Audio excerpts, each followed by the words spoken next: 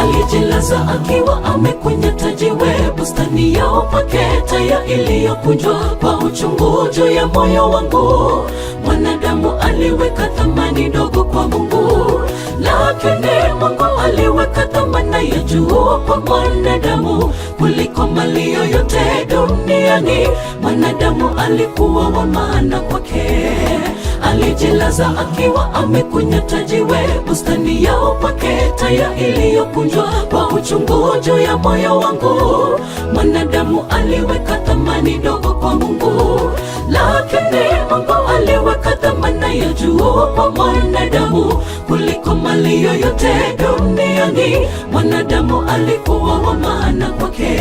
Alikuwa muongo, msomi, mchoyo na mwanafunzi mjinga sana, aliyefanya biashara ya milele kwa vipande 30 vya fedha. Je, mimi ni kama Yuda kuliko Mwokozi? Nimekataa upatanisho, nimepiga kucha kwenye mikono yake, lakini bado ananipenda. Alikuwa muongo, msomi, mchoyo na mwanafunzi mjinga sana, aliyefanya biashara ya milele kwa vipande 30 vya fedha. Je, mimi ni kama Yuda kuliko Mwokozi? Nimekataa upatanisho, nimepiga kucha kwenye mikono yake, lakini bado ananipenda.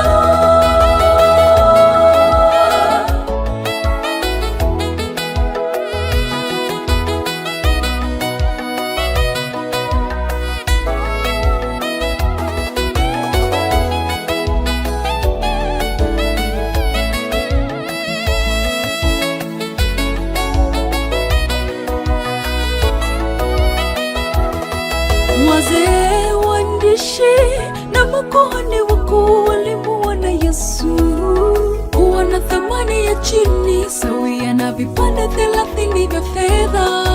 Bei ya mtumwa mwenye thamani iliyoshushwa. Je, michango ya Maria haikutosha? Mbona busu kwenye shavu lake?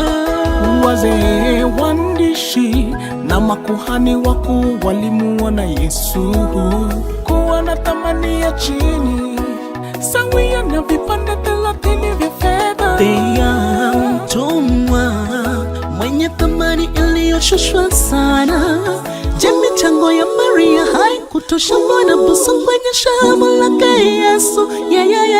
Alikuwa muongo, msomi, mchoyo na mwanafunzi mjinga sana, aliyefanya biashara ya milele kwa vipande 30 vya fedha. Je, mimi ni kama Yuda kuliko Mwokozi? Nimekataa upatanisho, nimepiga kucha kwenye mikono yake, lakini bado ananipenda. Alikuwa muongo, msomi, mchoyo na mwanafunzi mjinga sana, aliyefanya biashara ya milele kwa vipande 30 vya fedha. Je, mimi ni kama Yuda kuliko Mwokozi? Nimekataa upatanisho, nimepiga kucha kwenye mikono yake, lakini bado ananipenda. Alikuwa muongo, msomi, mchoyo na mwanafunzi mjinga sana, aliyefanya biashara ya milele kwa vipande 30 vya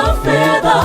Je, mimi ni kama Yuda kuliko Mwokozi? Nimekataa upatanisho, nimepiga kucha kwenye mikono yake, lakini bado ananipenda. Alikuwa muongo, msomi, mchoyo na mwanafunzi mjinga sana, aliyefanya biashara ya milele kwa vipande 30 vya fedha.